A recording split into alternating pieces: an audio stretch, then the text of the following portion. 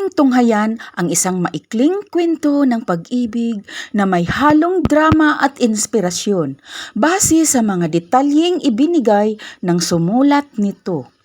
May mga bahagi dito na ipinapakita rin ang emosyon at pagsubok ng pamilya. Ang maikling kwento na ito ay pinamagatang Sa Himig ng Radyo. Kwento ni Lina na may call sign na double L at Edwin na may call sign na Night Rider. Sa isang bukirin na bahagi ng lungsod ng Libuna, Bukidnon ay tahimik na namumuhay si Len, isang masipag na empleyado sa Ramcar Umalag Farm Incorporated.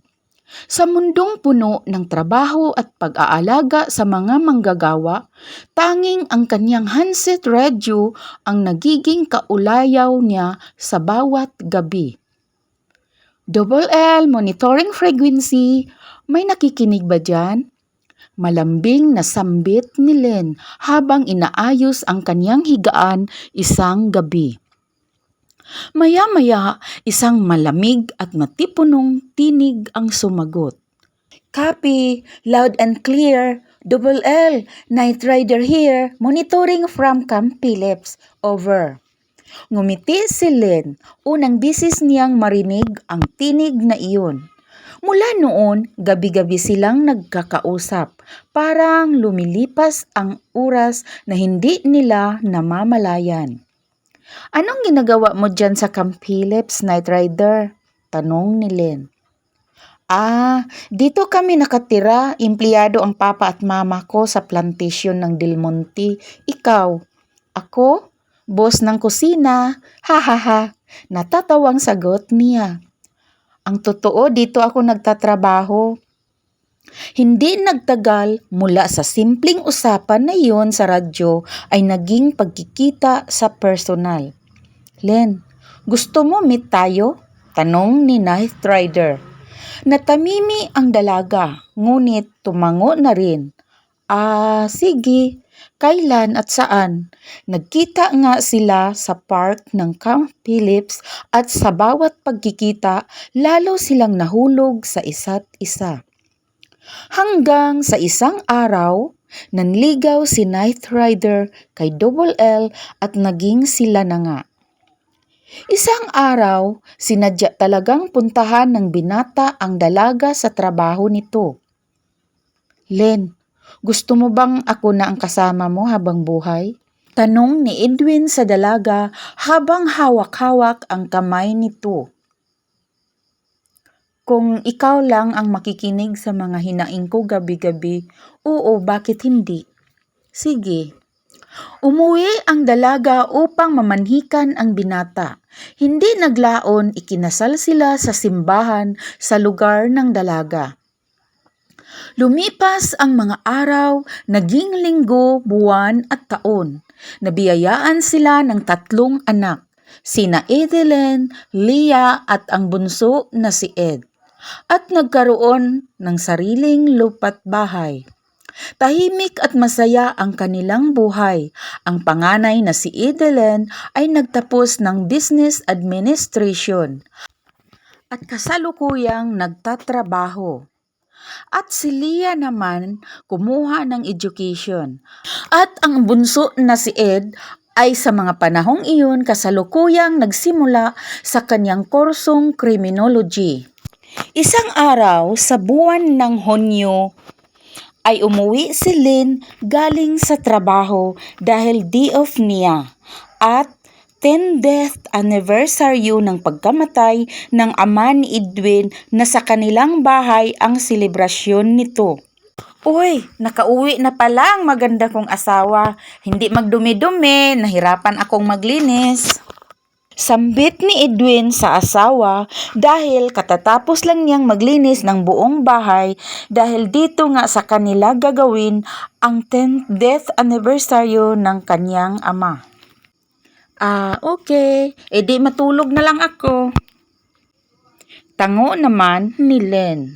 Tumabi si Edwin sa higaan at hinimas-himas ang likod ng asawa habang sambit ang mga katagang ito. Kawawa naman ang asawa ko, pagod sa trabaho. Sige, tulog ka lang dyan, asawa ko. Paggising ni Lynn kinhapunan ay dumiretso ito sa banyo at naligo. Ngunit hindi niya mabuksan ang shampoo kaya tinawag ang asawa. Lang, halika nga muna dito. Pakibukas nga ng shampoo, hindi ko mabuksan may sugat yung kamay ko. Lumapit nga si Edwin at binuksan ang shampoo, ngunit hindi ito ibinalik sa asawa. Pinagpatuloy niya na pinaliguan ang asawa, nilagyan ng shampoo ang ulo at binuhusan ng tubig, hanggang sa matapos ito sa pagligo ay hindi nagpaawat kay Len. Pagkatapos maligo ay binihisan pa niya ito. Habang ginagawa ang pag-aalaga sa asawa ay sabay sambit na, Lang, ngayong gabi lang ha. Sabi ni Edwin, tumigil ka nga dyan, baka may makarinig sa atin. Akalain pa nila ngayong gabi mag-ana-ana tayo. Sabay tawa ng asawa. Hindi niya akalain na ang sinasabi pala ni Edwin na ngayong gabi ay nagpapaalam na pala ito sa kanya. Dahil kinagabihan, habang sabay-sabay silang naghahapunan kasama ang mga kapatid ni Edwin dahil 10th death anniversary sa pagkamatay ng kanyang ama ay biglang sumikip ang dibdib nito. Tita, tawag ka ni Tito, sambit ng pamangkin ni Edwin. Bakit? Sigaw ni Lynn. Agad lumapit sa asawa. Tumayo rin si Leah at iba pa, habang si Edwin ay nakaupo hawak ang dibdib. Dinala nila sa ospital, ngunit makalipas ang mahigit kumulang 3 oras, umiling-iling na ang doktor. Namatay si Edwin sa isang heart attack. Iniwan na ng tuluyan ni Knight Rider si Double L. Pagkatapos ng lahat, matapos ang libing, nabalot ng lungkot ang kanilang bahay. Tahimik si Lynn sa kusina. Iniikot-ikot ang tasa ng kape na hindi man lang niya ininom. Lumapit si Leah. Ma, natanggap ko na ang schedule ng board exam. Ganun ba, nak? Kaya mo pa ba yan? Mahinang tanong ni Lynn. Para kay Papa, Ma, at para sa atin. Gagawin ko ito. Ipapasa ko talaga ito. At sa awa ng Diyos, nakapasa si Leah at ngayon ay isa ng ganap na guro. Nagtuturo siya sa isang pribadong institusyon. Naging inspirasyon sa mga batang nangangarap. At si Ed naman ay patuloy sa kanyang pag-aaral, determinadong maging pulis upang mapanatili ang kapayapaan na ipinaglaban ng kanyang ama sa simpleng paraan sa ilang taong pagserbisyo sa kanilang barangay. Isang gabi, muling kinuha ni Len ang kanyang lumang handset radio kung saan dito sila nagkakilala ni Edwin bilang isang radio controller na may call sign na Knight Rider.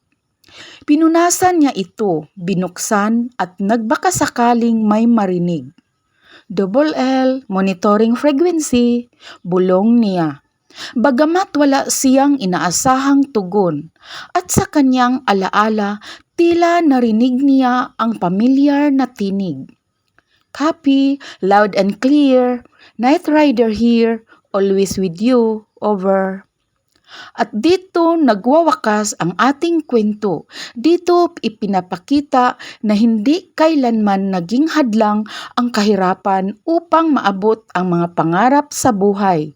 Maraming salamat po sa inyong pakikinig. Hanggang sa muli. Ito ang inyong Ate Len na pansamantalang magpapaalam. Bye!